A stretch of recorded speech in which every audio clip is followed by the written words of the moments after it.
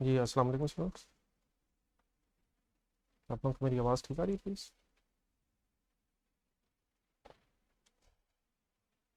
जी mobile ठीक है बस।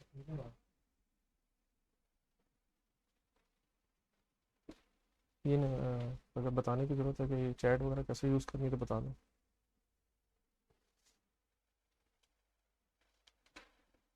ये स्टूडेंट्स क्लास स्टार्ट करते हैं। होपफुली सब ठीक ठाक होंगे। छुट्टियों से फारग हो गए। होपफुली सबके पेपर भी ठीक हुए होंगे। Let start. काफ़ी ऑलरेडी दिन शायद गुजर गए हैं। ठीक है, करें start online students.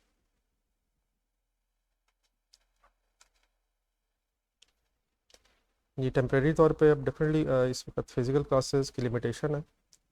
Physical classes अभी कुछ दिन नहीं हो सकेंगी जब तक गवर्नमेंट की इंस्ट्रक्शंस नहीं आती। तो लेकिन इन दिनों को वेस्ट करना भी अ, ऐसे टाइम वेस्टिंग हो जाएगा। कुछ पढ़ाई शुरू कर देनी चाहिए। तो इंशाल्लाह जैसी फिज़िकल क्लासेस शुरू होंगी तो उसके बाद हम फिज़िकल क्लासेस की तरफ भी आ जाएंगे। लेकिन इन दिनों में कुछ ना कुछ हम ज़रूर कोशिश करेंगे कि कुछ बेसिक्स कम से कम कवर होते रहें, ताकि हमारा टाइम वेस्ट ना हो। वैसे भी आप लोगों का पता है कि ये जो सेशन है इसमें कंपैरेटिवली वैसी टाइम की अवेलेबिलिटी कम है, जिसकी क्योंकि आई कैप ने ज़रा इस अटैम्प्ट के जो पेपर्स हैं वो भी 2 हफ्ते पहले कर दिए हैं। तो इन सारी लिमिटेशंस के साथ फिजिकल क्लासेस भी नहीं है, टाइम भी शॉर्ट है। हमें अकॉर्डिंगली अपने आप को एडजस्ट करना है और जहाँ तक हो सके अपने आप को बेस्ट प्रिपेयर करके एग्ज़ाम में जाना है। पेपर्स डेफिनेटली उसी तरह के होते हैं जिस तरह के हमें आपका प्रीवियस स्टडीज़ में भी अब आइडिया हो गया हुआ है। तो पेपर्स के हवाले से हमें अपनी एक बेस्ट एफर्ट करके ही एग्ज़ाम हॉल में जाना पड़ता है। तो लिमिटेशंस ठीक है, साथ साथ ज़िंदगी का हिस्सा चलती हैं, लेकिन अपने आप को अकॉर्डिंगली एडजस्ट भी करना पड़ता है। तो लेकिन थोड़ा सा ज़रा टफ हो जाता है। जो लोग फिजिकल क्लासेस हमेशा से लेते रहे हैं उनके लिए ज़रा ऑनलाइन थोड़ा सा मैनेज करना मुश्किल हो जाता है। लेकिन रादर दिन के इस टाइम को वेस्ट किया जाए, अकॉर्डिंगली अपने आप को एडजस्ट करना चाहिए। मेरी सजेशन तो यही होगी कि जस्ट लाइक जिस तरह फिजिकल क्लासेस में टाइम पे आते हैं और क्लास को साथ साथ मैनेज करते हैं, फिर होमवर्क्स वगैरह की तरफ जाते हैं। सिर्फ उसमें अब डिफरेंस यही है कि आप क्लास जो लाइव हो रही है उसे आप टाइम पे ज्वाइन करें। कोशिश करें अगर पॉसिबल है कि कोई सेपरेट रूम हो जाए जहाँ पे आप उसी तरह को टेबल चेयर वगैरह लगा के अपने आपको क्लास मोड में लें। टफ़ हो जाता है, टफ़ तो है डेफिनेटली थोड़ा सा कंसंट्रेट करना, लेकिन अगर इंसान कोशिश करे तो इतना भी मुश्किल नहीं है। हाँ, जब रिकॉर्डिंग की तरफ अगर चले जाएंगे, आपकी रिकॉर्डिंग ले लूँगा तो वो डेफिनेटली आपको पता है उसमें सुस्ती हो जाती है। फिर वो रिकॉर्डेड क्लासेस वैसे ही एक्यूमुलेट हो जाती हैं। तो पहले दिन से ही अपने आप को स्टडीज़ के हवाले से एडजस्ट करें और कोशिश करें कि रोज़ का काम रोज़ करते जाएं। ठीक है, मैंने चाहा ज़रा थोड़ा सा जो ग्राउंड रियलिटीज़ हैं वो आपके साथ मेरा डिस्कस हो जाए, ताकि अकॉर्डिंगली हम अपने आप को उस उन चैलेंजेस के हवाले से प्रिपेयर करके आगे बढ़ सकें। ठीक है, कोई अगर आपकी तरफ से कोई इस हवाले से कोई सजेशन या कोई बात अगर है तो उसको फिर बाद में भी डिस्कस किया जा सकता है। ठीक है, स्टार्ट करें फिर। आज थोड़ा सा हम ज़रा अपने सिलेबस के इंट्रोडक्शन से डिस्कशन स्टार्ट कर लेते हैं और जितना हो सकता है थोड़ा सा पढ़ाई भी शुरू कर देते हैं। करें स्टार्ट। ये आवाज़ वगैरह ठीक है ना सर?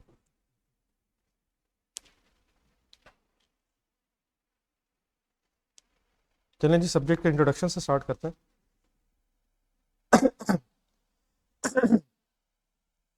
सब्जेक्ट का नाम मैनेजमेंट अकाउंटिंग है। ये मैं डेफिनेटली अज्यूम कर रहा हूँ इस सब्जेक्ट से पहले आप लोग वैसे तो ग्रुप रिस्ट्रिक्शन अब ख़त्म हो गई हुई हैं, लेकिन एटलीस्ट आपने FAR को अटैम्प्ट कर लिया होगा और उसके साथ कोई टैक्स या डाटा का पेपर जो है, या किसी कुछ लोगों ने लॉ का पेपर अटैम्प्ट किया होगा। इट मीन्स शायद अब आई कैप के हवाले से आपका कुछ ना कुछ पहले बैकग्राउंड ऑलरेडी है कि पेपर किस तरह के आते हैं और किस तरह उन्हें प्रिपेयर किया जाता है। तो सबसे पहले तो यहीं से मैं स्टार्ट कर लेता हूँ, थोड़ा सा आपको एक आइडिया दे देता हूँ इनिशियली कि FAR means financial accounting and reporting का जो सब्जेक्ट था, उसको उसका और ये जो मैनेजमेंट अकाउंटिंग यहाँ वर्ड लिखा हुआ है, इसमें कोई डिफरेंस क्या है, अगर है तो बेसिक सा कोई डिफरेंस अगर आपके सामने में रख दें। तो financial accounting and reporting, FAR stands for financial accounting and reporting. और यहाँ जो इस वक्त आपके सामने सब्जेक्ट का नाम लिखा हुआ है, दिस इज़ मैनेजमेंट अकाउंटिंग। तो फाइनेंशियल अकाउंटिंग जो है ये, अगर आप थोड़ा सा अपने बेसिक्स ध्यान में लाएं तो यूज़र्स, हम जो अकाउंटेंट्स हैं हम अकाउंटिंग करते हैं यूज़र्स के लिए। तो आपने एक यूज़र्स ऑफ फाइनेंशियल स्टेटमेंट का कॉन्सेप्ट कहीं अपनी प्रीवियस स्टडीज़ में PRC लेवल पे कहीं सुना होगा। शेयर होल्डर्स, अगर कंपनी के एंगल से देखें तो शेयर होल्डर्स यूज़र्स होते हैं, फिर कस्टमर्स हैं, सप्लायर्स हैं, गवर्नमेंट है, गवर्नमेंट ने टैक्स लेना है, और बैंक्स हैं जिनसे लोन लिया हुआ है। तो ये डिफरेंट टाइप्स ऑफ यूज़र्स होते हैं। तो फाइनेंशियल अकाउंटिंग जो है इसका स्कोप ये होता है कि हम ये फाइनेंशियल अकाउंटिंग इसलिए करते हैं ताकि हम यूज़र्स ऑफ फाइनेंशियल स्टेटमेंट्स के सामने बिज़नेस की जो परफॉर्मेंस है और जो बिज़नेस की फाइनेंशियल पोजीशन है उसको सामने रख सकें। फाइनेंशियल अकाउंटिंग के पहले मैं बात करने लगा हूँ। तो फाइनेंशियल अकाउंटिंग में हम करते क्या हैं कि हम सबसे पहले जब भी कोई ट्रांजैक्शन हो जाए तो ट्रांजैक्शन की हम रिकॉर्डिंग करते हैं। तो उसकी रिकॉर्डिंग के लिए हम सबसे पहले जर्नल बनाते हैं फाइनेंशियल अकाउंटिंग में। फिर जर्नल के बाद हम लेजर्स बनाते हैं। लेजर्स बना लेने के बाद फिर हम ट्रायल बैलेंस वहाँ से बनाते हैं, और ट्रायल बैलेंस बनाने के बाद फिर हम फाइनेंशियल स्टेटमेंट्स बनाते हैं। और FAR के लेवल के ऊपर अगर मैं बात करूँ कि वहाँ पे आपने जो फाइनेंशियल स्टेटमेंट्स का वर्ड है, उस फाइनेंशियल स्टेटमेंट्स के बहुत से कंपोनेंट्स हैं, 5 कंपोनेंट्स हैं।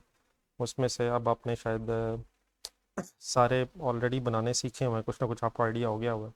मीन्स उससे स्टेटमेंट ऑफ फाइनेंशियल पोजीशन बन जाती है, assets, liabilities, equity, statement of comprehensive income होती है, इनकम एक्सपेंसेस, डेफिनेटली डिटेल्स की जब जरूरत पड़ेगी तो दोबारा कुछ ना कुछ उसमें जाना ही होगा हमें। फिर statement of changes in equity का आपको आइडिया है। फिर कैश फ्लो स्टेटमेंट है, स्टेटमेंट ऑफ कैश फ्लो, और फिर नोट्स ऑफ फाइनेंशियल स्टेटमेंट्स पे होते हैं। तो ये फाइनेंशियल अकाउंटिंग है, इसका स्कोप ये है, मीन्स टू से फाइनेंशियल अकाउंटिंग इसलिए की जाती है ताकि ये जो फाइनेंशियल स्टेटमेंट्स हैं ये यूज़र्स के सामने बना के रख दी जाए। मीन्स यूज़र्स को ये इन्फॉर्मेशन दी जाए और आप अपने बिजनेस का एनालिसिस कर सकें। और यहाँ जो यूज़र्स का मतलब है उसमें प्राइमरी जो यूज़र है, सबसे इंपॉर्टेंट जो यूज़र है फाइनेंशियल अकाउंटिंग का, वो है शेयर होल्डर्स, कंपनी के ओनर्स कहने आप। तो शेयर होल्डर्स के लिए ख़ास तौर पे, और डेफिनेटली कुछ सेकेंडरी यूज़र्स भी हैं, उनके लिए हम ये फाइनेंशियल अकाउंटिंग कर रहे होते हैं। तो शेयर होल्डर्स के सामने हम बिज़नेस की जो इन्फॉर्मेशन है वो प्रेजेंट करना चाहते हैं, ये फाइनेंशियल अकाउंटिंग है। होता ही है कि जब पीरियड गुजर गया, जिस तरह अब अगर थोड़ा सा रिकॉल करें तो हम प्रॉफिट एंड लॉस स्टेटमेंट पे लिख रहे होते हैं स्टेटमेंट ऑफ कॉम्प्रिहेंसिव इनकम पे फॉर द ईयर एंडेड, या स्टेटमेंट ऑफ फाइनेंशियल पोजीशन पे हम लिख रहे होते हैं एज ऑन। तो इस गिवन डेट पे जो ट्रांजेक्शन्स ऑलरेडी हो गई हैं या उस पीरियड में जो ट्रांजेक्शन्स हो चुकी हैं, उन ट्रांजेक्शन्स को हम अकाउंट फॉर करके शेयर होल्डर्स के सामने एक मीनिंगफुल इन्फॉर्मेशन रखना चाह रहे होते हैं। फाइनेंशियल अकाउंटिंग में ट्रांजेक्शन हो जाती है, ट्रांजेक्शन हो जाने के बाद फिर हम उस ट्रांजेक्शन को different set of books of accounts में इनकॉर्पोरेट करके फाइनली शेयर होल्डर्स के सामने एक मीनिंगफुल इन्फॉर्मेशन रखने की कोशिश कर रहे होते हैं। तो फाइनेंशियल अकाउंटिंग हिस्टोरिकल की बेस पे होती है, और अल्टीमेटली जो हो चुका है उसकी इन्फॉर्मेशन हमने कंपनी के ओनर्स को प्राइमरीली तौर पे शेयर होल्डर्स को ये इन्फॉर्मेशन देनी होती है। अब इसी से अगर मैं कंट्रास्ट करूँ तो यहाँ वर्ड है मैनेजमेंट अकाउंटिंग। तो इसमें सबसे इंपॉर्टेंट डिफरेंस ये है कि फाइनेंशियल अकाउंटिंग जो है ये शेयर होल्डर्स मीन्स हम इस तरह भी कह सकते हैं कि ये एक्सटर्नल यूजर्स के लिए, मतलब कंपनी के बाहर जो लोग, कंपनी की मैनेजमेंट इस अकाउंटिंग को इसलिए करती है ताकि बिजनेस के एक्सटर्नल यूजर्स जो डे टू डे अफेयर्स में इन्वॉल्व नहीं है उनको कंपनी की इन्फॉर्मेशन दी जा सके। तो ये शेयर होल्डर्स जो हैं या बैंक्स वगैरह कह लें आप, ये एक्सटर्नल यूजर्स हैं। अब मैनेजमेंट अकाउंटिंग जो है इसका जो फोकस है वो एक्सटर्नल यूजर्स नहीं है। मैनेजमेंट अकाउंटिंग का फोकस है कि हम ये मैनेजमेंट अकाउंटिंग इसलिए करते हैं ताकि कंपनी के इंटरनल जो डिसीजन मेकर्स हैं उनको बिजनेस की इंफॉर्मेशन दी जा सके। तो सबसे पहले तो स्कोप का ये डिफरेंस है कि ये जो अकाउंटिंग है, मैनेजमेंट अकाउंटिंग है, ये कंपनी की मैनेजमेंट के लिए की जाती है। मीन्स इसका फोकस जब एक्सटर्नल यूजर्स नहीं है, इसका फोकस है कि इंटरनल मैनेजमेंट के सामने इंफॉर्मेशन आए, और उसमें से बेसिक्स इंफॉर्मेशन अगर आपके सामने डिस्कस करूँ तो मैनेजमेंट ने फिर ये डिसीजन लेना होता है कि हमने एक प्रोडक्ट को कितने पे फॉर एग्जांपल बेचना है। तो ये मैनेजमेंट का डिसीजन है। तो उसके लिए फिर मैनेजमेंट के पास सबसे पहले ये इन्फॉर्मेशन होनी चाहिए कि कंपनी के जो गुड्स बन रही हैं वो उसकी कॉस्ट क्या आ रही है, उस कॉस्ट में फिर प्रॉफिट के कितना ऐड होना चाहिए, ताकि किस सेल प्राइस पे इसे कस्टमर्स को बेचा जा सके।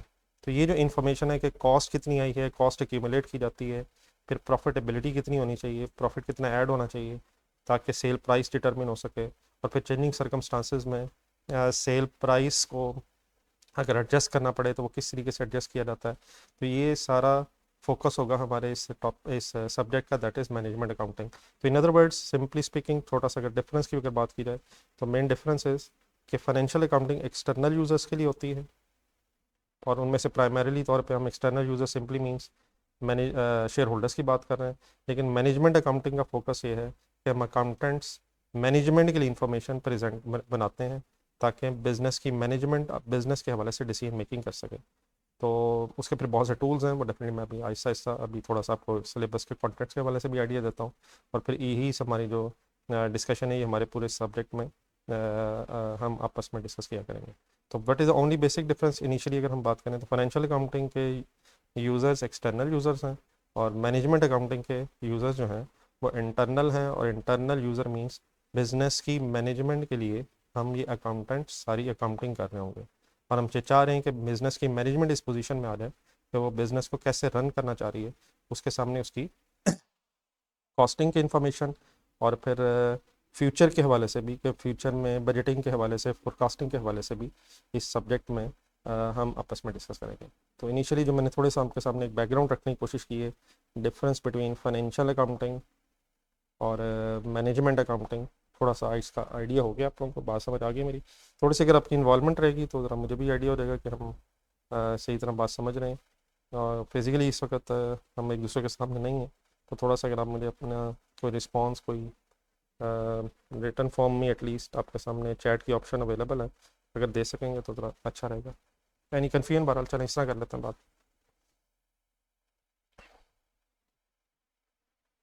कोई कन्फ्यूजन तो नहीं थी मेरी बात में यहाँ तक? चलें बेटा फिर आगे थोड़ा सा सबसे पहले, अच्छा ये जो पेजेस आपके सामने इस वक्त स्क्रीन पे आपको नज़र आ रहे होंगे, ये भी इंशाल्लाह आपके साथ शेयर भी हो जाएंगे। तो उस वो डेफिनेटली आप अपने पास रिटेन भी करेंगे। तो इनिशियली इस वक्त जो मैं पेज आपके सामने रख रहा हूँ तो इसको मेरे साथ साथ ही आप ज़रा फॉलो कर लीजिएगा। आपके सामने सबसे पहले मैनेजमेंट अकाउंटिंग का जो हमारा सब्जेक्ट है, इसकी एक ग्रिड और इसमें से फिर जो मेन टॉपिक्स के नाम है वो ज़रा सामने आ रहे हैं। डेफिनेटली जस्ट सिर्फ नामों से तो सारी बात समझ नहीं आ रही होगी, नहीं आएगी, लेकिन इस पेज को पढ़ने का ज़रा मकसद ये है कि हमें ज़रा एटलीस्ट ये पता चल जाए कि हमारे सब्जेक्ट के जो मेन टॉपिक्स हैं उनके नाम क्या हैं, और थोड़ा सा मुझे ये भी आइडिया दे दूंगा कि उन नामों की बेस पे टॉपिक्स की क्या क्या क्या टॉपिक्स में क्या क्या है, और देन वो कौन कौन से टॉपिक्स ऐसे हैं जो शायद major topics of the syllabus हैं। तो जस्ट एक इंट्रोडक्टरी है। इंट्रोडक्शन का मतलब ये कि कम से कम आज हम मेन टॉपिक्स के नामों से एटलीस्ट अवेयर हो जाए। ठीक है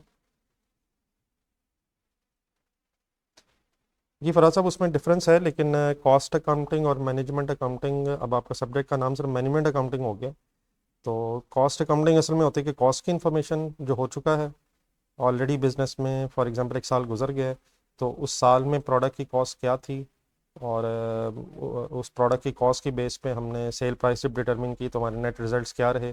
तो ये अगर पिछले साल को बेस बना के कॉस्ट की इंफॉर्मेशन निकाली जाए तो ये है कॉस्ट अकाउंटिंग। और मैनेजमेंट अकाउंटिंग का फोकस होता है फ्यूचर में, कि फ्यूचर में हमारी प्रोडक्ट्स की कॉस्ट क्या आनी चाहिए, उसमें फिर कितनी प्रॉफिटेबिलिटी ऐड करके हमें फ्यूचर में बेचना है।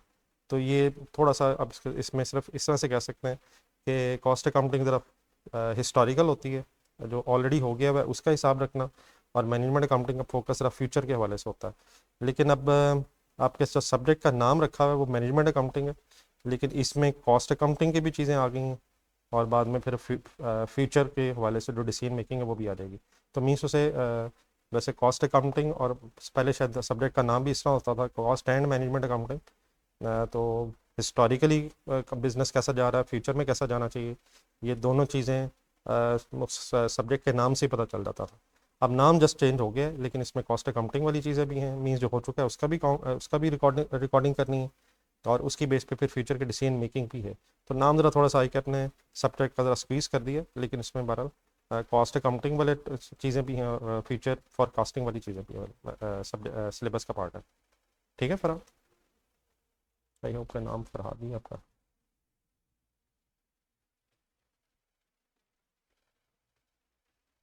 जी फरहाद सब क्लियर हो गया।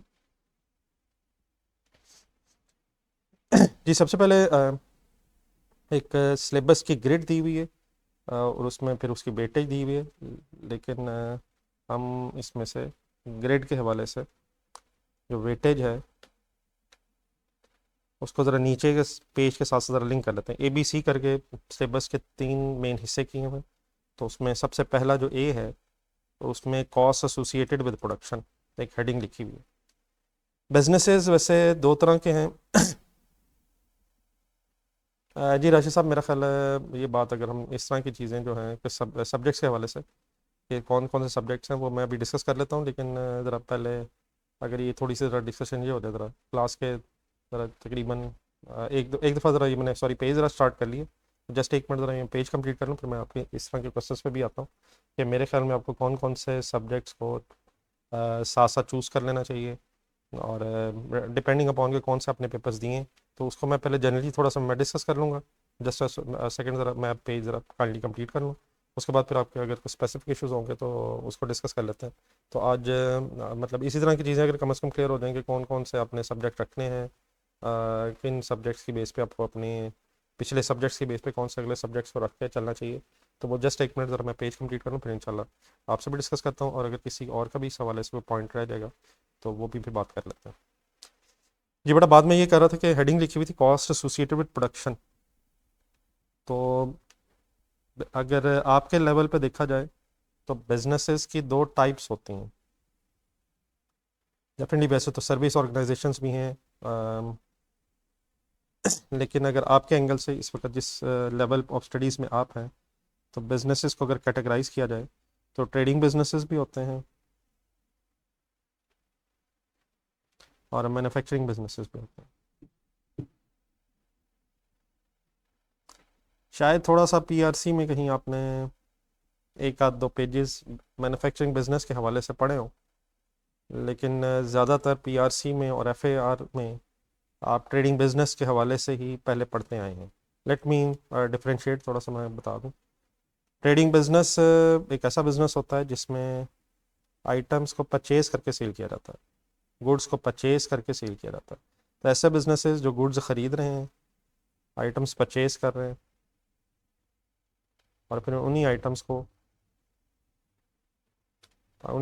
को सेल कर रहे हैं, परचेज करके चीज़ें अगर बेची जा रही हैं, ख़रीद के चीज़ें बेची जा रही हैं, तो ऐसा बिजनेस ट्रेडिंग बिजनेस होता है। Obviously it doesn't really means कि आप जितने पे चीज़ खरीद रहे हैं उतनी भी बेच रहे हैं।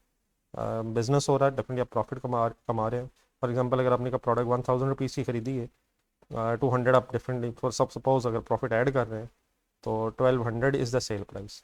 तो जो चीज़ खरीदी है लेकिन उसी को अगर बेच रहे हैं अपना प्रॉफिट बीच में ऐड करके, तो this is called as trading business. For example अगर कोई कार शोरूम आप जहन में लाएं, अगर कोई गाड़ियों का शोरूम वगैरह है, तो कोई मोबाइल शॉप आप जहन में लाएं, तो वो मोबाइल शॉप या कार शोरूम वाला क्या कर रहा है, वो गाड़ियाँ या मोबाइल्स का परचेज कर रहा है, ठीक है, उसे अपनी शॉप पे डिस्प्ले कर रहा है, अपना प्रॉफिट ऐड करके अकॉर्डिंगली सेल कर रहा है।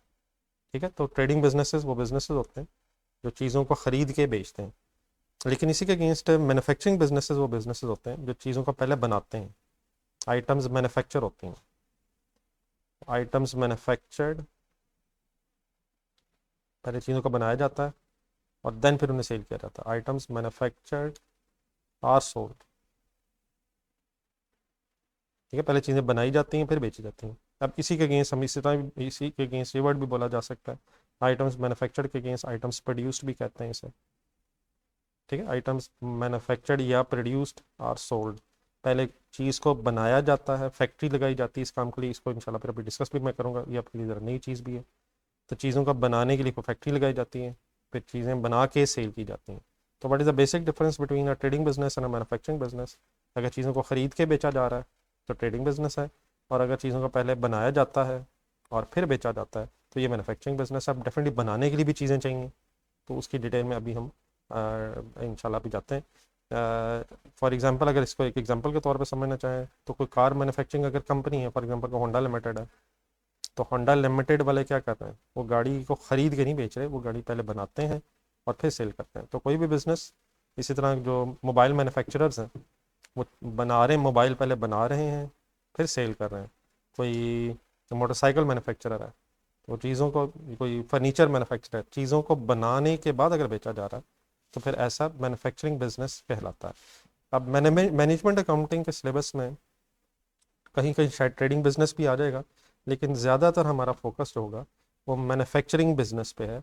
और मैन्युफैक्चरिंग बिजनेस पे डेफिनेटली चीज़ें बनाने में कॉस्ट इंकर होगी, तो उन चीज़ों को बनाने की कॉस्ट, फिर प्रोडक्शन कॉस्ट भी कह सकते हैं उसे, मैन्युफैक्चरिंग कॉस्ट भी कह सकते हैं। तो हमारा जो मैनेजमेंट अकाउंटिंग का जो सब्जेक्ट है, इसमें शायद मेजर हमारा जो फोकस होगा वो मैन्युफैक्चरिंग बिजनेसेस पे ही होगा। इसलिए पहली हेडिंग जिसकी मैं बात कर रहा था वहाँ लिखा था cost flow, cost associated with production, तो मीन्स मैन्युफैक्चरिंग बिजनेस की बात हो रही है। तो ज़्यादातर हमारा फोकस इन इस मैनेजमेंट अकाउंटिंग के सब्जेक्ट में मैन्युफैक्चरिंग बिजनेसेस पे ही होगा। मैंने जस्ट आपको भी वर्ड जस्ट अब बता दिए। इसमें फिर मैन्युफैक्चरिंग बिजनेस में क्या क्या चीज़ें रिक्वायर्ड होती हैं, वो कैसे फिर सब कुछ होता है, वो डेफिनेटली फिर हमने बाद में डिस्कस करना है। तो मैं जस्ट एक वर्ड आया था प्रोडक्शन, उसको ज़रा समझाने के लिए आपको बता रहा था कि मैन्युफैक्चरिंग बिजनेसेस भी होते हैं, ट्रेडिंग बिजनेसेस भी होते हैं, और यहाँ जो प्रोडक्शन लिखा हुआ है इस प्रोडक्शन को आप मैन्युफैक्चर भी कह सकते हैं। चीज़ों को बनाने के लिए मैन्युफैक्चर वर्ड भी बोला जा सकता है, प्रोडक्शन वर्ड भी बोला जा सकता है। ठीक है, ये वर्ड कुछ समझ आ गए यहाँ तक?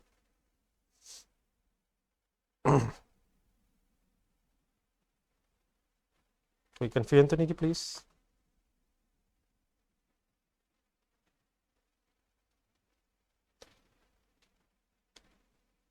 चलें, इस प्रोडक्शन कॉस्ट की जो हेडिंग बनी हुई है कॉस्ट एसोसिएटेड विद प्रोडक्शन, इसके नीचे फिर कुछ वर्ड्स लिखे हुए हैं। उन वर्ड्स को जस्ट मैं आपके सामने बोल के थोड़ा थोड़ा सा एक्सप्लेन कर देता हूँ। सबसे पहले तो एक प्रोडक्शन कॉस्ट ही वर्ड लिखा हुआ है, चीज़ों को बनाने की कॉस्ट। उसमें फिर एक नीचे वर्ड लिखा रॉ मटेरियल। बट चीज़ों को बनाने के लिए हमेशा एक पहले कोई रॉ मटेरियल रिक्वायर्ड होता है।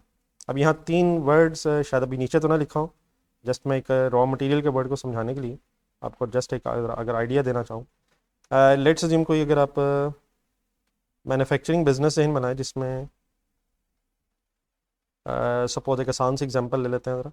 आप क्लॉथ से शर्ट्स बना रहे हैं, ये मबीन ज़रा साथ साथ लेट्स अज्यूम आपने कोई फैक्ट्री लगाई हुई है और आपकी इस फैक्ट्री में आप करते ये हैं कि आप क्लॉथ ख़रीदते हैं, कपड़ा ख़रीदते हैं और उससे शर्ट्स बना के बेच रहे हैं। ठीक है, तो मैन्युफैक्चरिंग बिजनेस में जो चीज़ आप ख़रीद रहे होते हैं ताकि आप उससे अपनी गुड्स को बना सकें, जो चीज़ आप ख़रीद रहे हैं ताकि आप गुड्स बना सकते हैं, बना सकें, तो उस चीज़ को जिसे आप ख़रीद रहे हैं ताकि आप अपनी चीज़ें बना सकें, उस चीज़ को कहते हैं रॉ मटेरियल। और जिस चीज़ को आपने बना के बेचना होता है उसे आप कहते हैं फिनिश गुड्स। तो अगर आपकी कोई फैक्ट्री है फॉर एग्जांपल और उस फैक्ट्री में आप शर्ट्स बना रहे हैं, तो जो शर्ट्स आप बना रहे हैं वो फिनिश गुड्स कहलाएंगी। और जिस चीज़ से वो शर्ट्स बना रहे हैं, फॉर एग्जांपल इस केस में क्लॉथ, तो वो रॉ मटेरियल कहलाएगा। तो हर मैन्युफैक्चरिंग बिजनेस में जो चीज़ आप बना रहे हैं अल्टीमेटली बेचने के लिए उसे फिनिश गुड्स कहेंगे। और उस चीज़ को बनाने के लिए जो चीज़ आपको रिक्वायर्ड है, जिस चीज़ से आपने वो फिनिश गुड्स बनानी है, उसे फिर रॉ मटेरियल कहते हैं। मसलन फॉर एग्जांपल अगर हम फर्नीचर की तरफ आ जाएं और लेट्स अज्यूम वुडन फर्नीचर है, तो जो चेयर्स हैं या टेबल्स हैं ये आपकी फिनिश गुड्स हैं। और जो वुड आप ख़रीद रहे हैं, लकड़ी ख़रीद रहे हैं, वो फिर आपका रॉ मटेरियल है। फॉर एग्जांपल अगर आप प्लास्टिक चेयर्स बना रहे हैं तो जो प्लास्टिक है वो आपका रॉ मटेरियल है, और जो आप चेयर्स बना रहे हैं ताकि बेच सकें वो फिनिश गुड्स कहलाती हैं। तो मैन्युफैक्चरिंग बिजनेस में जो चीज़ आप बना के बेच रहे हैं वो फिनिश गुड्स हैं, और इस चीज़ को बनाने के लिए जो चीज़ आपको रिक्वायर्ड है वो फिर रॉ मटेरियल कहलाता है।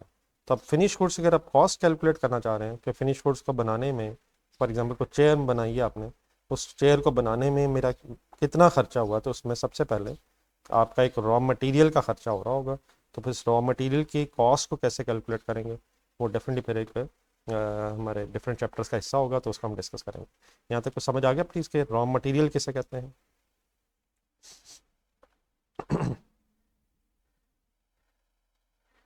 ठीक है जी। देन बेटा फिर अगर आप फैक्ट्री फॉर एग्जांपल अगर आप अपने जहन में रखें तो फिर वहाँ एम्प्लॉयज़ होंगे। एम्प्लॉयज़ होंगे तो उनकी कॉस्ट होगी, उनकी सैलरी देंगे आप। डिपेंडिंग अपॉन द सिचुएशन, कुछ सैलरी आप हो सकता है आपने परमानेंट एम्प्लॉयज़ रखे हो जिन्हें आप मंथली बेसिस पे सैलरी पे कर रहे हो। लेकिन फैक्ट्रीज़ में समटाइम्स डेली वेजेस भी होते हैं। डेली वेजेस का मतलब ये है कि आप डेली बेसिस पे जो एम्प्लॉय जितनी देर काम कर रहा है, जितने आवर्स काम कर रहा है, उसको पे कर रहे हैं। ठीक है। फिर समटाइम्स ये भी हो सकता है कि आप यूनिट्स की बेस पे पेमेंट कर रहे हैं, कि फॉर एग्जांपल किसी एम्प्लॉय ने अगर 10 यूनिट्स बनाए हैं तो उसके साथ ये भी एग्री हो सकता है कि नंबर ऑफ यूनिट्स की बेस पे हम पेमेंट करेंगे। तो ये different types of payment to labour हो सकती है। तो यहाँ जो नीचे एक डी लिखा होता ये लेबर है, तो लेबर का यहाँ सिंपली मतलब लेबर कॉस्ट है, और लेबर कॉस्ट का सिंपली मतलब ये है कि लेबर की सैलरी कॉस्ट की बात हो रही है। तो अगर आपने फिनिश गुड्स बनानी है तो रॉ मटेरियल कॉस्ट भी आएगी और डेफिनेटली फिर उस रॉ मटेरियल को फिनिश गुड्स में कन्वर्ट करने के लिए अगर कुछ एम्प्लॉयज़ आपने रखे हुए हैं तो इन एम्प्लॉयज़ को जो आप सैलरी पे कर रहे होंगे वो लेबर की कॉस्ट भी आपको इंकर हो रही होगी। ठीक है। मैंने इंटेंशनली ज़रा पहले डी पढ़ा है, अब मैं एक सेकंड सी पे ज़रा आ जाता हूँ। फिर डेफिनेटली अगर हम सी की तरफ जाएं और अब फैक्ट्री काइंडली थोड़े से जहन में रखें आप, और इसी एग्जांपल को ले लें, क्लॉथ से शर्ट्स बन रही हैं तो सबसे पहले क्लॉथ खरीदा, उसकी कॉस्ट आई। जिन एम्प्लॉयज़ ने इस क्लॉथ को शर्ट्स में कन्वर्ट किया, मीन स्टिच वगैरह किया, उनकी लेबर कॉस्ट आई। लेकिन अगर आप फैक्ट्री जहन में लाएँ तो उसमें फिर इलेक्ट्रिसिटी की कॉस्ट होगी। अगर फैक्ट्री रेंट पे है तो रेंट की कॉस्ट हो सकती है। फिर फैक्ट्री में एसेट्स हैं, उनकी डेप्रिसिएशन हो सकती है, उन एसेट्स की इंश्योरेंस वगैरह हो सकती है। फिर फैक्ट्री के में एसेट्स की रिपेयर मेंटेनेंस हो सकती है। तो लेबर रॉ मटेरियल और लेबर के अलावा फैक्ट्री में जो एक्सपेंसेस होते हैं उन्हें फिर मैन्युफैक्चरिंग ओवरहेड्स बोला जाता है। तो ऑल एक्सपेंसेस, अभी शायद लिखने की भी उस तरह से ज़रूरत नहीं है, अभी मैं जस्ट एक आइडिया दे रहा हूँ। इंशाल्लाह अभी इसको डिटेल में हमें डिस्कस करना है, तो जस्ट जो वर्ड्स आए मैं उनको ज़रा थोड़ा सा एक्सप्लेन कर रहा हूँ। तो अब ये जस्ट अगर आप अंडरस्टैंडिंग के हवाले से सुन लें तो वही सफिशेंट है। तो मैन्युफैक्चरिंग बिजनेस में रॉ मटेरियल और लेबर कॉस्ट के अलावा फैक्ट्री के अंदर जो भी एक्सपेंस होगा, फैक्ट्री के अंदर कोई भी एक्सपेंस हो other than the raw material and the labour, उसे फिर मैन्युफैक्चरिंग ओवरहेड्स बोला जाता है। और उसकी चंद एक एग्जांपल्स के तौर पे, फॉर एग्जांपल मैंने क्या क्या बताया, इलेक्ट्रिसिटी कॉस्ट है, रेंट है, डेप्रिसिएशन ऑफ एसेट्स है, इंश्योरेंस है, रिपेयर मेंटेनेंस है, एक्सेट्रा। मैं जस्ट एक आइडिया के लिए आपको 3-4 एग्जांपल्स दे बता रहा हूँ। इन अदर वर्ड्स, ये जो ऊपर प्रोडक्शन कॉस्ट वर्ड लिखा हुआ था ए में, प्रोडक्शन कॉस्ट में 3 चीज़ें आती हैं। 3 main components of production cost हैं। नंबर 1 आप कह लें रॉ मटेरियल है, नंबर 2 लेबर कह लें, थोड़ी सी तरतीब हो तो ज़रा सिलेबस के हेडिंग्स के हवाले से ऊपर नीचे होगी। तो नंबर 1 रॉ मटेरियल है, फिर लेबर कॉस्ट है, और फैक्ट्री में other than labour and material जो भी कॉस्ट आती है वो फिर मैन्युफैक्चरिंग ओवरहेड्स कहलाती है। तो इन तीनों को अगर हम इकट्ठा कर लें, material, labour and overheads, manufacturing overheads, तो इनको सम करेंगे तो प्रोडक्शन कॉस्ट बन जाती है। ठीक है प्लीज़, यहाँ तक बात समझ आ गई मेरी?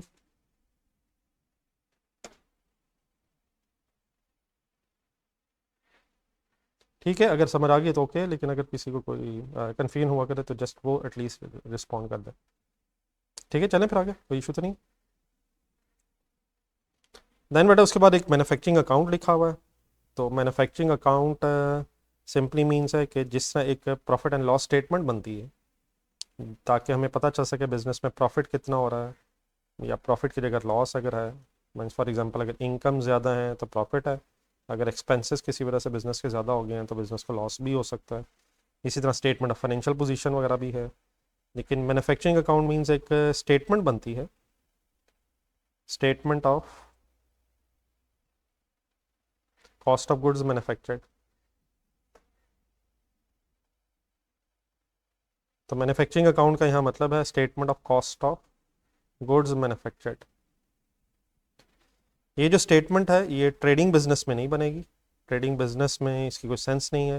लेकिन मैन्युफैक्चरिंग बिजनेस में in addition to the statement of profit and loss एक cost of goods manufactured statement बनाई जाती है ताकि पता चले कि जो गुड्स बनी हैं उनकी टोटल कॉस्ट कितनी आई है। उसी को यहाँ एक मैन्युफैक्चरिंग अकाउंट का नाम दिया हुआ है। तो manufacturing account simply means cost of goods manufactured statement या statement of cost of goods manufactured बात की बात हो रही है। अब ये कैसे बनती है ये डेफिनेटली अभी मैं सिलेबस का जरा एक इंट्रोडक्शन कर दूँ, उसके बाद इंशाल्लाह हम आज या अगर आज नहीं तो इंशाल्लाह इनिशियली इसी चीज़ से स्टार्ट करेंगे। तो एक ट्रेडिंग बिजनेस अगर है तो उसमें चीज़ें बननी नहीं हैं, तो उन बिजनेसेस में therefore there is no need to prepare any cost of goods manufactured statement. लेकिन अगर कोई मैन्युफैक्चरिंग बिजनेस है तो उस मैन्युफैक्चरिंग बिजनेस में ये कैलकुलेट करने के लिए कि चीज़ों को बनाने की कॉस्ट कितनी आई है, हमें एक स्टेटमेंट बनानी पड़ती है। उसी स्टेटमेंट को मैन्युफैक्चरिंग अकाउंट भी कहते हैं। जिस तरह statement of profit and loss है तो उससे statement of profit and loss को sometime profit and loss account भी बोल दिया जाता है।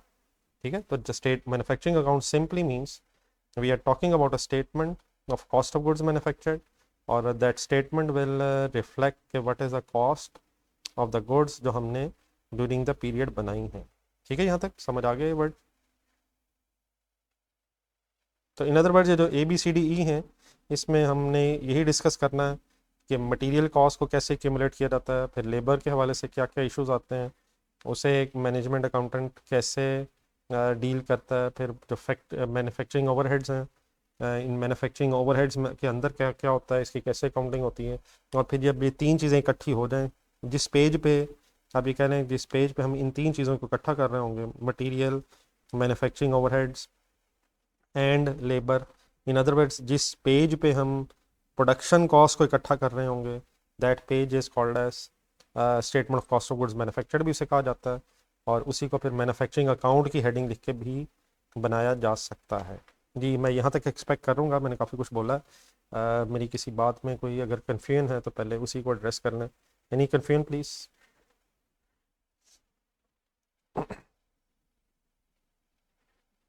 कुछ वर्ड समझ आ गए काइंडली?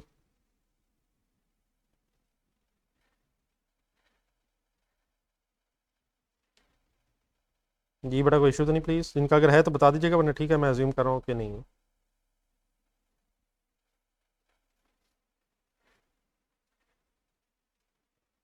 चलें जी, जैसे फिर बी की तरफ आ जाते हैं।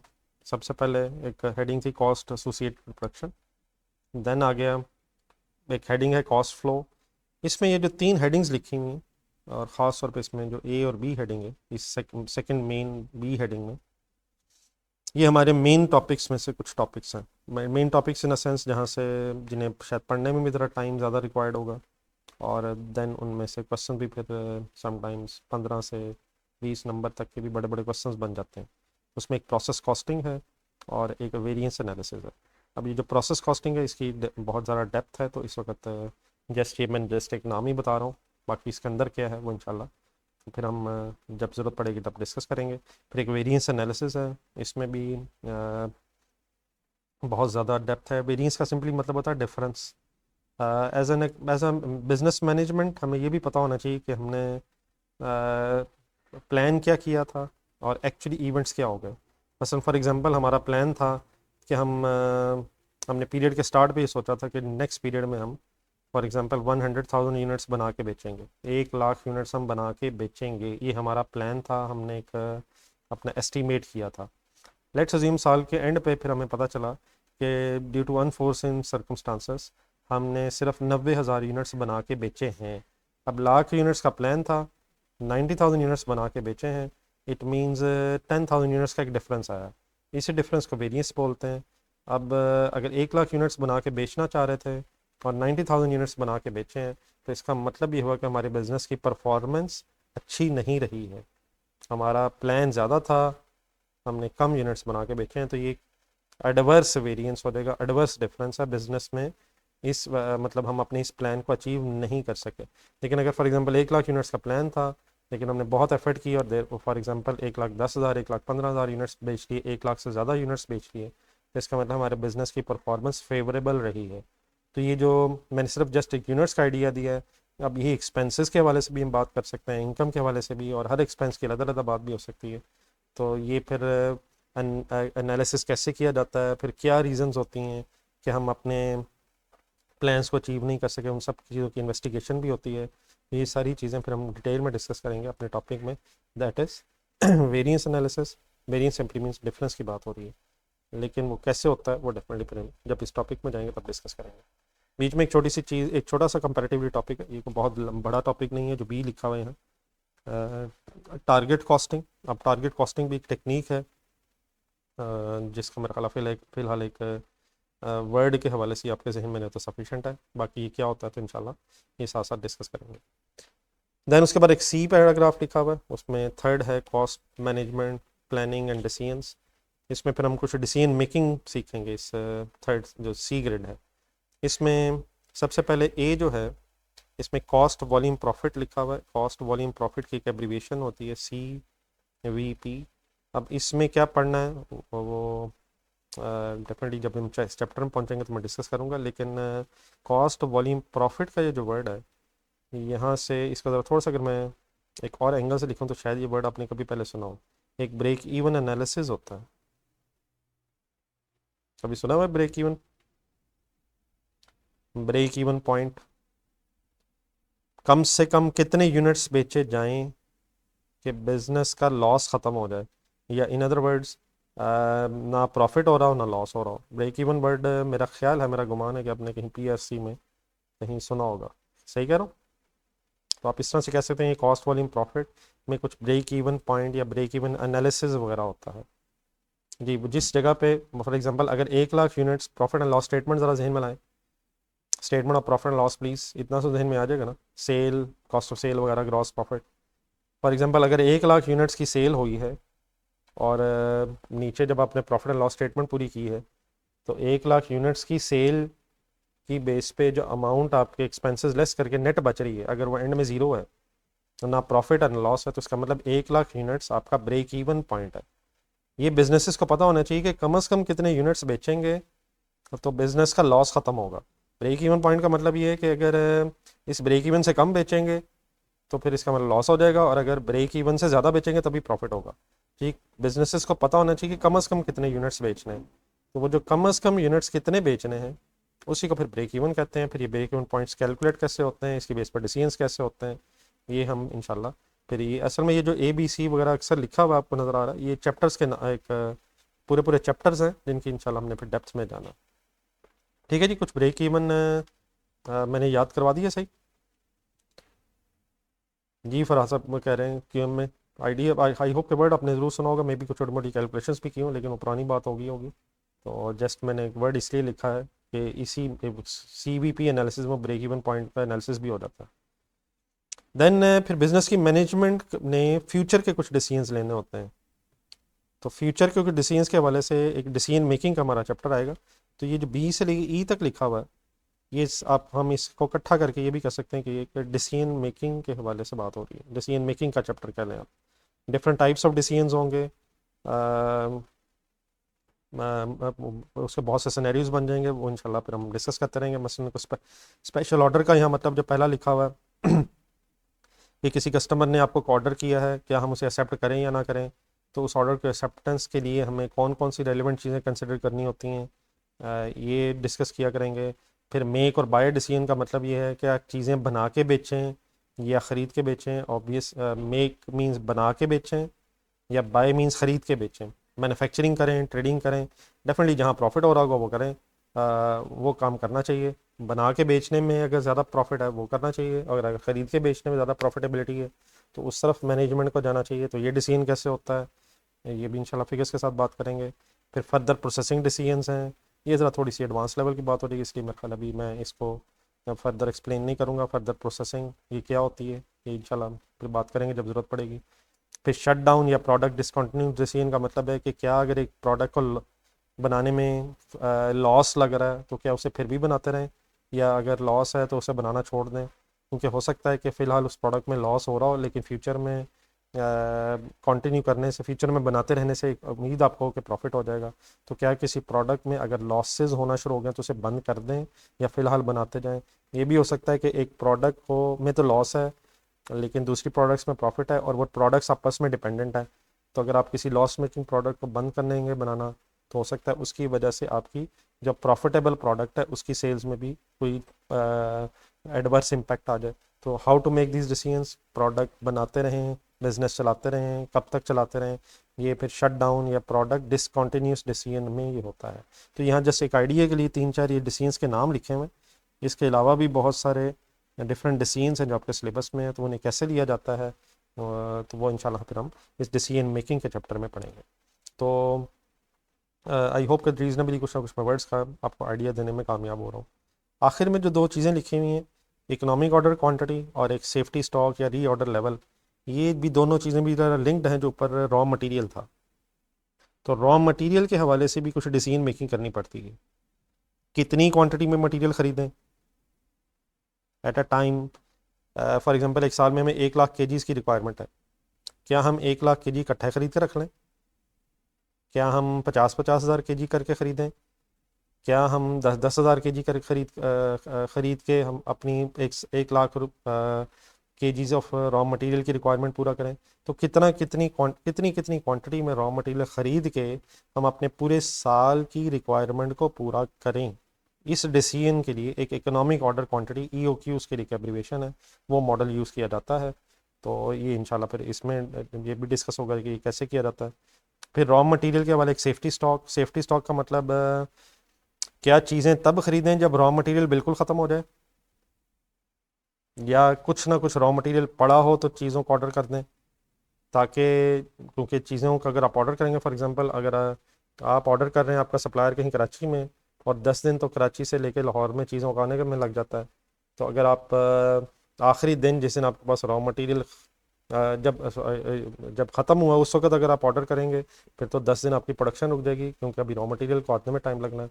तो कितना रॉ मटेरियल पड़ा हो क्या आप ऑर्डर कर दें, और क्या फिर एहतियातन अगर 10 दिन लगते हैं तो देर मे बी सरकमस्टांसिस के वो 10 से 12 दिन हो जाएं, 15 दिन हो जाएं, रास्ते में को ट्रांजिट में प्रॉब्लम्स आ जाएं, तो क्या कुछ एक्स्ट्रा भी रखना चाहिए, जिसे यहाँ सेफ्टी स्टॉक लिखा हुआ है, री ऑर्डर लेवल लिखा है, कब ऑर्डर करें, और क्या एहतियातन कुछ एक्स्ट्रा स्टॉक रखें तो कितने दिनों का रखें, ये भी डिसीजन में करना पड़ता है रिगार्डिंग रॉ मटेरियल। तो ऊपर जो रॉ मटेरियल लिखा हुआ था उसके हवाले से फिर नीचे जो F और G है सी हेडिंग में, मेन सी हेडिंग में, उसमें फिर रॉ मटेरियल की भी कुछ डिसीजन मेकिंग है।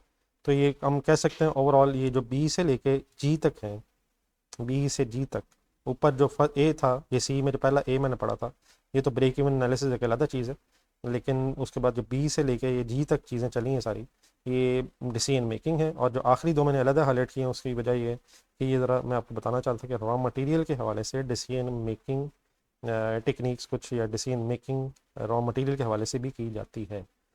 तो फाइनली अगर इस डिस्कशन के बाद मैं ज़रा आपको इस तरह से एक आइडिया देना चाहूँ कि कौन कौन से टॉपिक्स ऐसे हैं जो ज़रा थोड़े से ज़्यादा टाइम कंज्यूमिंग हैं, जिनमें से बड़े बड़े क्वेश्चन भी बन जाते हैं, तो वो जिस तरह मैंने पहले दो बताया, एक प्रोसेस कॉस्टिंग है, वेरिएंस एनालिसिस है, ब्रेक इवन पॉइंट है, और उसके बाद फिर ये डिसीजन मेकिंग है। ठीक है, बाकी डेफिनेटली ऊपर जो ए हेडिंग है उसमें वो डेफिनेटली एक इंट्रोडक्शन है और बेस है। बेस सही अगर होगी तो आगे फिर प्रॉब्लम नहीं आती है।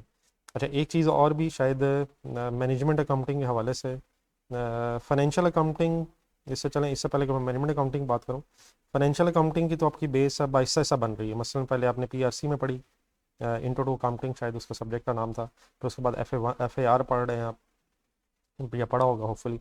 उसके बाद FAR से फिर आगे आप CPR में, और फिर ऐसा ऐसा चलते जाएंगे तो आगे फाइनल में। तो मीन्स से FAR जो है वो आप बेसिक से पहले शुरू किया, ऐसा ऐसा उसका एडवांस लेवल आ रहा है। लेकिन ये जो मैनेजमेंट अकाउंटिंग है इसकी बेस उस तरह से पहले आपने इसे सब्जेक्ट के तौर पर पहले नहीं पढ़ा हुआ। तो इसी में हमने पहले इनिशियली मैनेजमेंट अकाउंटिंग की कुछ बेसिक्स की बात करनी है, और उसी बेसिक से फिर हमने एडवांस लेवल पे भी जाना है। तो थोड़ा सा ये सब्जेक्ट आपको इनिशियली फाइनेंशियल अकाउंटिंग से थोड़ा डिफरेंट इसलिए लगेगा क्योंकि फाइनेंशियल अकाउंटिंग की ऑलरेडी बेस है, यहाँ क्योंकि बेस नहीं है तो बेस बनाने में कुछ टाइम लगेगा। बाकी है वही अकाउंटिंग, वही हमने फिगर्स, वही कॉस्ट और उसका एनालिसिस ही करना है।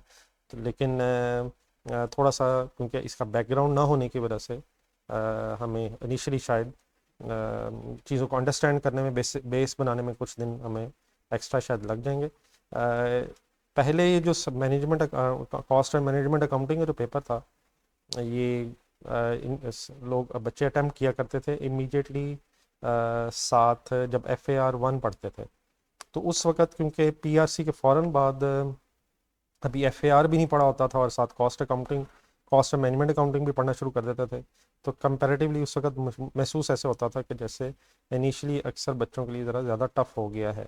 लेकिन अब मैं समझता हूँ कि जिस जगह पे ये सब्जेक्ट है, इसमें आप मोस्ट प्रॉबेबली ग्रुप ए के एक दो मोस्ट मोस्ट प्रॉब्ली कुछ लोग 3 सब्जेक्ट तक भी अटेम्प्ट कर चुके हैं, और आई कैप के हवाले से आप प्रिपरेशन करके अपीयर भी हो चुके होंगे। देयर फॉर अब क्योंकि थोड़ी सी अब बेस बन गई भी है, आपकी कैफ में भी एक दो पेपर्स आपने अटैम्प्ट कर लिए होंगे, तो देयर फॉर मैं नहीं अब समझता कि ये सेंटर में जाके मतलब नेक्स्ट लेवल पे आके आपको मैनेजमेंट अकाउंटिंग को बहुत ज़्यादा टफ लगनी चाहिए। पहले डेफिनेटली जो लोग FAR के साथ इसे लिया करते थे, FAR 1 के साथ, उनके लिए थोड़ा सा ज़रा ज़्यादा टफ हो जाता था। लेकिन इस वक्त जिस जगह पे ये सब्जेक्ट है, तो आपकी अब रीजनेबली इस सब्जेक्ट की बेस तो चले नहीं है, लेकिन आपको अब आइडिया हो चुका है कि पेपर की प्रिपरेशन कैसे करनी पड़ती है, करनी होती है, टाइम देना ही पड़ता है, साथ साथ चीज़ों को लेके चलना पड़ता है। थोड़ा सा डिफरेंट FAR का पेपर प्रिपेयर करके अटैम्प्ट कर लेने के बाद आपको आपका ज़रा विजन भी ब्रॉड हो गया हुआ है। तो इस वक्त जब आप मैनेजमेंट अकाउंटिंग पढ़ रहे हैं after appearing in the exams of cap level, मेरा ख्याल है कि इंशाल्लाह आपको बहुत ज़्यादा प्रॉब्लम नहीं फेस करनी पड़ेगी। ये हिस्टोरिकली भी जो लास्ट टाइम में बच्चे पढ़ रहे थे, वहाँ भी मैं फील कर रहा था कि कंपैरेटिवली अब आप इस पोजीशन में हैं कि आप बेहतर हैंडल कर लेंगे। ठीक है। तो ये बात मैंने एंड वाली जो की है ना अभी, ये इसकी वजह ये है कि मैनेजमेंट अकाउंटिंग के हवाले से कुछ हो सकता है कि आप लोगों ने किसी अगर सीनियर वगैरह से भी पूछा हो, तो हो सकता है कि आपको ज़रा परेशान ही किया उन्होंने कि ये बड़ा मुश्किल है। तो डेफिनेटली ये तो मैं बिल्कुल नहीं कह रहा कि बहुत आसान है चीज़ें। अगर हम आई कैप के हवाले से देखें तो सारे सब्जेक्ट्स ही चैलेंजिंग हैं, लेकिन कंपैरेटिवली अब आप इसको ज़्यादा बेहतर हैंडल करने की पोजीशन में है। बाकी डेफिनेटली साथ साथ चलना है, रोज़ पढ़ना है, जब भी होमवर्क मिले वो ज़रूर करना है, क्लासेस रेगुलरली लेनी है, टेस्ट इंशाल्लाह देने हैं, वो सारी बातें तो इंशाल्लाह होपफुली आपके जहन में भी हैं। मैं भी इंशाल्लाह रिमाइंड करवा दूंगा। साथ साथ हम जब चलेंगे तो वक्त के साथ साथ चीज़ें ग्रेस्प में आ जाएंगी। तो मेन चीज़ यही होती है, कंसिस्टेंसी रिक्वायर्ड है, through out the session required है। एज अर्ली एज पॉसिबल अपने आप को पढ़ाई के मोड में ले आना चाहिए। रिकॉर्डिंग की तरफ अनफॉर्चुनेटली लोग चले जाते हैं, रिकॉर्डेड लेक्चर्स की तरफ चले जाते हैं। लिमिटेशंस अपनी जगह है, फिज़िकल क्लास नहीं हो पा रही है, उसमें डेफिनेटली जो चीज़ें हमारे बस से बाहर हों, फिर हमें उन पर ज़रा टेंशन भी नहीं लेनी चाहिए। जो हालात हैं उसी के हवाले से हमें अपने आप को फिर पहले प्रिपेयर्ड भी करना चाहिए। तो मेरी सजेशन ये है कि प्लीज़ रेगुलरली, जिस तरह आप लोगों ने आज ज्वाइन किए, टाइम पे ज्वाइन करें, रोज़ लाइव क्लास लें। किसी वजह से खुदा न खास्ता ना क्लास ले पाएँ, वो डेफिनेटली रिकॉर्डिंग ऑप्शन अवेलेबल होती है। लेकिन आपको हिस्टोरिकल भी आइडिया आपको है, आपने सुना भी होगा कि जब लेक्चर्स पेंडिंग होना शुरू हो जाते हैं तो फिर वो कवर करना बड़ा मुश्किल हो जाता है। तो साथ साथ अगर चीज़ें कवर की हों तभी लास्ट मंथ में जाके जो प्रिपरेशन हुई होती है उसको फिर बच्चे कंसोलिडेट कर पाते हैं। एक पेपर चैलेंजिंग आते हैं, वो आपको आइडिया हो गया हुआ है, तो रादर दैन के महीने बाद या 2 महीने बाद सीरियस हुआ जाए, पहले दिन से ही अगर आप साथ साथ चलेंगे तो इंशाल्लाह कोई इशू नहीं होता है। प्रॉब्लम तभी बनता है जब चीज़ें एक्यूमुलेट हो जाएं, फिर वो सही तरह समझ भी नहीं आ रही होती हैं, हर टॉपिक लिंक्ड होता है। तो पिछला अगर टॉपिक वीक है तो अगले टॉपिक्स भी समझ नहीं आ रहे होते हैं। तो आई होप कि मेरी इन बातों से एक छोटा सा रिमाइंडर हो गया हुआ है, रिमाइंडर है आप लोगों के लिए कि अपने आप को आज से ही मोटिवेट करें। ठीक है प्लीज़। अब यहाँ तक जो मैंने बात की है, इसके बाद मैं ज़रा अपना एक आइडिया दूँ। मेरे हमने एक दो क्वेश्चंस भी हैं, तो जस्ट एक मिनट मैं पहले अपना एक जर्नल से एक आइडिया दे देता हूँ कि मेरे ख्याल में कौन से सब्जेक्ट्स आपको लेने चाहिए। 2-3 जो ऑप्शंस मेरे जहन में आ रही हैं, उसके अलावा फिर अगर कोई आप डिस्कस करना चाहें तो अपना स्पेसिफिक इशू, तो फिर मैं उसकी बात भी कर लेता हूँ।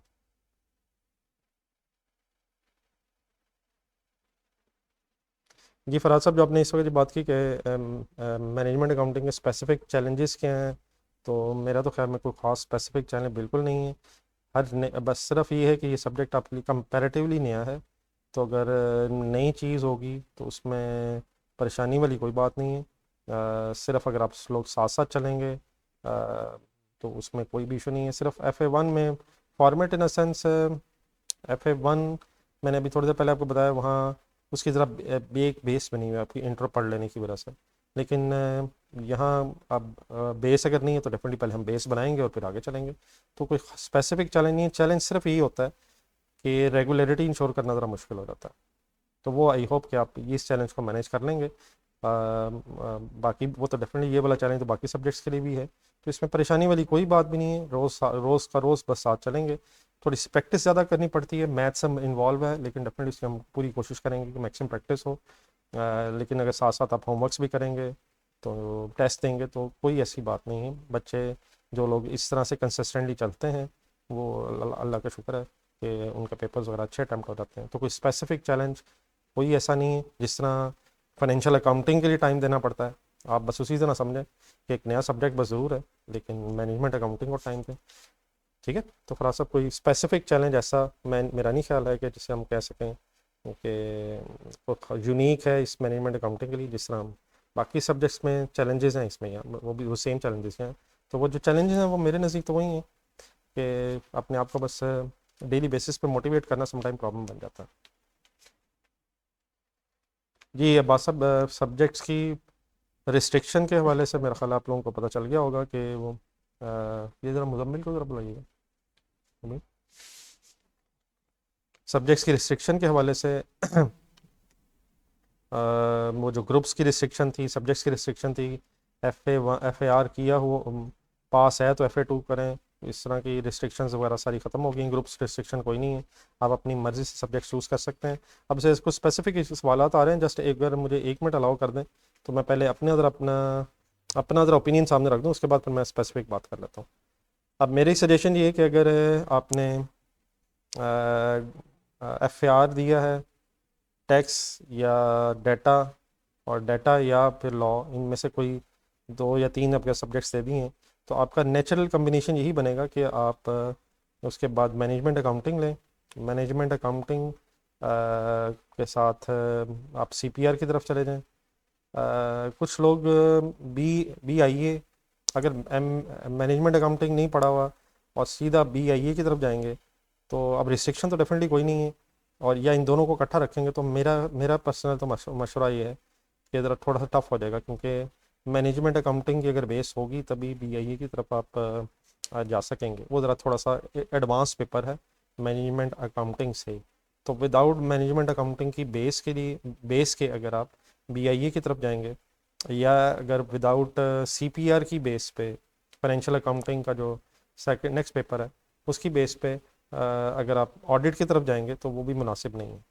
तो मेरे ख्याल में तो तरतीब से चलना चाहिए कि अगर आपके इनिशियल पेपर्स आपने दिए हैं तो उसके बाद आपको डाटा या लॉ जो भी अगर आपने पहले नहीं दिया, या टैक्स, उसके साथ साथ आपको फिर मैनेजमेंट अकाउंटिंग और CPR की तरफ आना चाहिए। एकदम मैनेजमेंट अकाउंटिंग को छोड़ के BIA की तरफ, या डेफिनेटली अब रिस्ट्रिक्शन तो कोई नहीं है, लेकिन वो हैंडल करना ज़रा चैलेंजिंग हो जाएगा। ग्रुप्स की रिस्ट्रिक्शन तो अब खत्म हो गई है ना, पेपर्स की रिस्ट्रिक्शन, ग्रुप की रिस्ट्रिक्शन। ठीक है।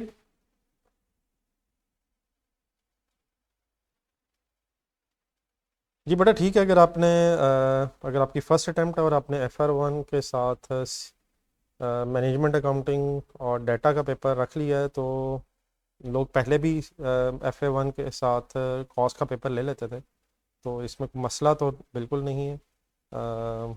अगर आप इस तरह मैनेज कर लें तो ओके। ये कोई बहुत ज़्यादा ज़रूरी नहीं है कि FA1 के बाद ही मैनेजमेंट अकाउंटिंग का पेपर लिया जाए, तो इसे बस हैंडल करना पड़ेगा, तो ये कोई इशू तो नहीं है। ठीक है सर, रखा जा सकता है। लेकिन वैसे एक जनरल अजम्पशन यही है कि आप लोगों ने FA1 के साथ कोई ना कोई एक आध पेपर शायद पहले अटैम्प्ट कर लिया हो, लेकिन आपने अगर फर्स्ट अटैम्प्ट है और स्ट्रेट अवे मैनेजमेंट अकाउंटिंग का पेपर रख लिया है, तो इशू तो खैर मैं नहीं कहूँगा कि कोई है, बस कंपैरेटिवली शायद आपको ज़रा ज़्यादा दोनों चीज़ सब्जेक्ट्स को मैनेज करने के लिए टाइम देना पड़ेगा। जी सर जी, अब जो आपने कहा कि डेली कितना टाइम देना पड़ेगा, ये मेरा ख्याल है कोई ऐसा हार्ड एंड फास्ट रूल नहीं हो सकता है। अगर आप रोज़ की क्लास ले लें, रोज़ रिवाइज़ कर लें, होमवर्क कर लें, मेरा ख्याल है कि रोज़ घंटा डेढ़ निकाला जाए काफ़ी होता है जी, अदर देन क्लास। लेकिन रोज़ का रोज़ अगर निकाला जाए, बस ये है। अगर चीज़ें एक्यूमुलेट हो जाए वो डेफिनेटली फिर मुश्किल हो जाता है। तो डेफिनेटली आपकी एक से ज़्यादा क्लासेस होती हैं, आपने क्लासेस भी लेनी है, उन पे भी टाइम लगता है। फिर अनरियलिस्टिक टारगेट सेट करना कि मैंने 3-3 4-4 घंटे के एक सब्जेक्ट के बाद में देना है, ना वो पॉसिबल है और ना ही शायद रिक्वायर्ड है। वैसे मेरे ख्याल में अगर आपने FA1 के साथ मैनेजमेंट अकाउंटिंग रखा है तो मेरा ख्याल में ये कुछ ज़रूरी नहीं है आपको, मेरा ख्याल है पहले, क्योंकि अगर फर्स्ट अटैम्प्ट है तो पहले FA1 के साथ को टैक्स वगैरह रख लेना चाहिए। हाँ, टैक्स डाटा रख लेना चाहिए, एकदम आप मैनेजमेंट अकाउंटिंग की तरफ आना मेरा ख्याल है मुनासिब नहीं है। बेहतर यही है कि आप ज़रा सीक्वेंस में चलें। थोड़ा सा अगर FA1 FAR पढ़ने के बाद कंपैरेटिवली अच्छी बेस बन जाएगी तो मैनेजमेंट अकाउंटिंग बाद में ज़्यादा बेहतर है, क्योंकि उसके बाद जब आपने अगर CPR बाद में पढ़ना है तो टैक्स की ज़रूरत पड़ती है, तो टैक्स का सब्जेक्ट अगर पढ़ा हो तो बेहतर है। मेरा ख्याल है टैक्स को छोड़ के मैनेजमेंट अकाउंटिंग पढ़ना ये मेरा ख्याल है ऐसा रिक्वायर्ड नहीं है, बेहतर टैक्स ही ऑप्शन है।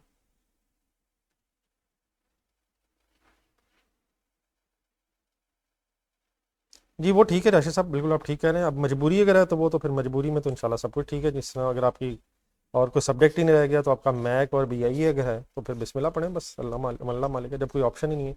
वो तो मैं जब बात कर रहा हूँ तो जनरलाइज बात कर रहा हूँ, बाकी अगर आपका स्पेसिफिक इशू है तो कोई नहीं, अल्लाह मालिक है।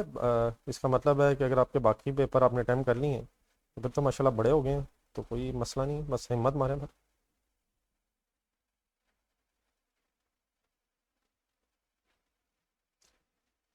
ठीक है, अब आपका भी ग्रुप A अगर कंप्लीट हो गया हुआ है और अब आपके पास ऑप्शन ही शायद नहीं है, लेकिन फिर ज़्यादा अब ग्रुप A अगर हो गया है, ग्रुप A का पेपर दे दिए हैं तो मैनेजमेंट अकाउंटिंग CPR BIE और बाद में ऑडिट आ जाएगा बस।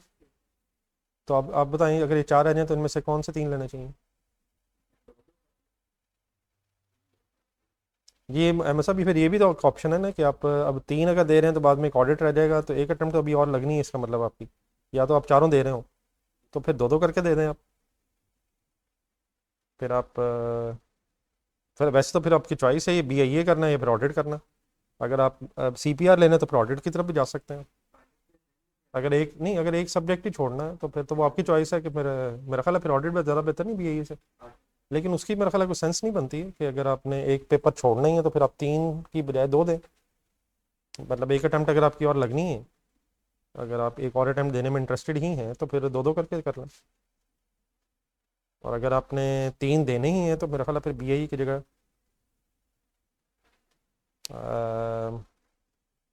मेरा ख्याल ऑडिट भी ज़्यादा बेहतर है।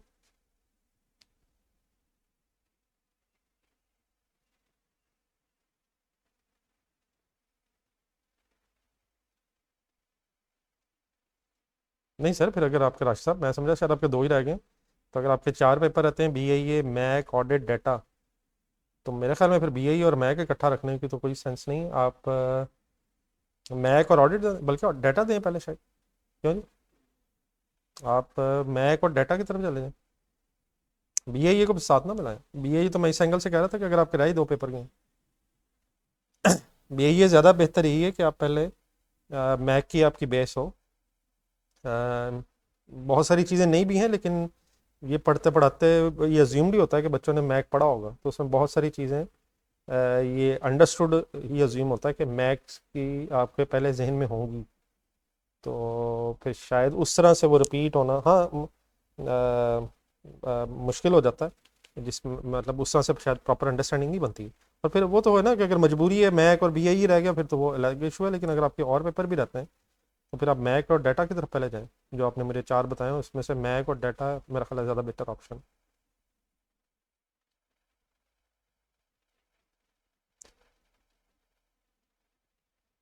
जी डेफिनेटली बेटा, अब इस टाइम में टाइम कंपैरेटिवली शॉर्ट है, लेकिन अब तीन तक तो मेरा ख्याल है फिर भी मैनेज करने चाहिए जी, क्योंकि क्या ख्याल है?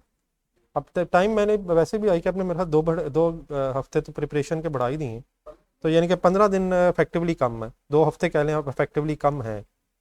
तो डेफिनेटली चैलेंजिंग तो हो जाएगा, कुछ एक्स्ट्रा क्लासेस की शायद ज़रूरत तो पड़ेगी।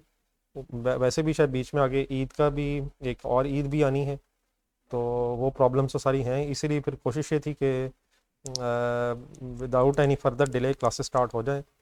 लेकिन इवन देन अब टाइम अगर लिमिटेड भी है तो 2 पेपर्स दिए जाएं, मेरा नहीं ख्याल, तो कोशिश तो 3 की करनी चाहिए। 3 तक तो एक कोशिश कर लेनी चाहिए। वैसे भी अगर 2 हो जाए फिर बंदा वैसे भी बेटा रिलैक्स कर जाता है। तो मेरे ख्याल में तो यकीनन थोड़ा सा टाइम ज़रूर कम है, लेकिन शायद 3 से कम देना भी सही नहीं है। जी बिल्कुल उस्मान साहब, ठीक है आपका मैक सीपीआर और ऑडिट ये तो ठीक है। आप अब ये मैं अज्यूम कर रहा हूँ आपके इस कम्बिनेशन से कि आपका फिर इसका मतलब है ग्रुप ए के हो गया हूँ। तो अगर आपका ग्रुप ए के आपने सारे पेपर दे दिए, डाटा भी दे दिए, लॉ भी दे दिए, तो फिर ठीक है आपका कम्बिनेशन। लेकिन अगर कोई पिछला रहता है ग्रुप ए का, तो ऑडिट से पहले शायद वो ज़्यादा बेहतर रहेगा। ठीक है जी। तो बेटा 3 करने चाहिए, मेरी सजेशन ये है 3, लेकिन 3 से ज़्यादा ना करें। हाँ जी ठीक है, अगर ग्रुप ए हो गया वो तो फिर ठीक है आपका कम्बिनेशन। तो 3 से कम भी शायद सही नहीं है, और 3 से ज़्यादा तो ऑब्वियसली सही नहीं है। ये भी अच्छा ज़रूर डिसीजन लें। ये 4-4 की तरफ सम टाइम लोग चले जाते हैं, बहुत ज़्यादा अनरियलिस्टिक है, बाद में फिर रिवीजन भी नहीं होती है, ना क्लासेस मैनेज होती हैं। वो बस फिर कैचअप ही होता रहता है, कभी वो कर लूँ वो ना करूँ, फिर कुछ अर्से बाद डिसीजन होता है ये रहने दूँ वो, लेकिन उतने अरसे में एक आध महीना ज़ाया हो जाता है, जो शायद बाकी सब्जेक्ट्स को टाइम मिलना चाहिए था। तो ये 4-4 की तरफ तो प्लीज़। ये ठीक है। ये तो मैं मेरे ख्याल में तो जो मेरे जहन में है कि बच्चों ने जो पेपर दिए हैं उसके हिसाब से अगर मैं बात करूं, तो मुझे तो ये सबसे बेहतर यही कम्बिनेशन लग रहा है कि मैक दे रहे होंगे आप, सीपीआर, और या तो डाटा या लॉ। आई एम अज्यूमिंग कि अगर आप फर्स्ट अटैम्प्ट के बाद आगे आए हैं, एक अटैम्प्ट देने के बाद, तो आपने एफएआर दिया होगा, टेस्ट दिया होगा, और या बीच में कोई डाटा या लॉ दिया होगा, तो जो रह गया होगा एक तो वो लिया होगा आपने, और बाकी फिर 2 आपने, ये अगर मैक है तो साथ सीपीआर होगा। तो ये तो बिल्कुल ठीक कम्बिनेशन है, लेकिन डेफिनेटली कुछ स्पेसिफिक इश्यूज भी हैं, तो वो भी। जी डाटा मैक, डाटा सीपीआर और मैक ठीक है।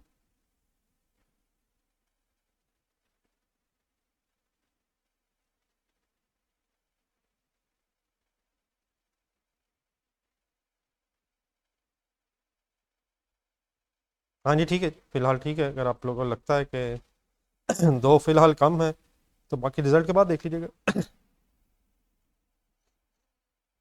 तो ये मतलब मैक्सिमम 3 है मेरे नज़दीक। बाकी अगर आप समझते हैं कि आपसे 3 मैनेज नहीं होंगे, तो आप 2 की तरफ चले जाएं, लेकिन 2-3 से ज़्यादा नहीं।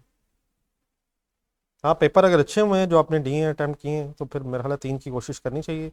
लेकिन अगर फॉर एग्जांपल महसूस हो रहा है कोई एक आध पेपर कोई अच्छा नहीं हो सका, तो फिर रियलिस्टिकली यही ठीक है कि आप 2 की तरफ चले जाएं, और बाकी फिर रिजल्ट पे देख लें।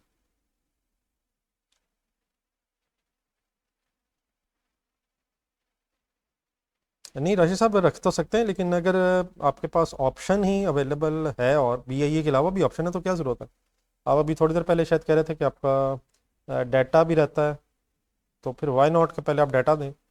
आप बीआईए की तरफ क्यों आ रहे हैं। तो वो तो मतलब कोई उससे बेचारे डाटा से आपकी लड़ाई तो नहीं ना यार। मतलब डाटा गरीब को छोड़ के आप बीआईए की तरफ आ रहे हैं, तो वो तो मजबूरी अगर है कि सब्जेक्ट ही कोई और नहीं है, फिर तो ठीक है, वरना डाटा को भी हेड ऑन फेस करें सर, अल्लाह मालिक है। ठीक है जी।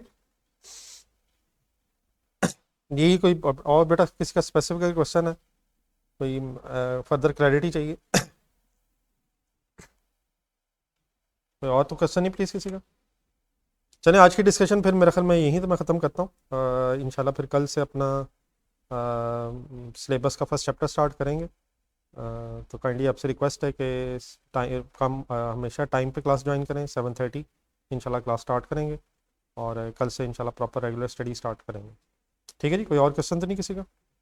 आज मेरे ख्याल ये इंट्रोडक्शन बस काफ़ी है, थोड़ा टाइम भी ज़रा थोड़ा रह गया, तो इंशाल्लाह कल से प्रॉपर स्टडी स्टार्ट करेंगे। कोई कन्फ्यूजन किसी और की अगर है तो प्लीज़। ख़त्म करें क्लास फिर आज की।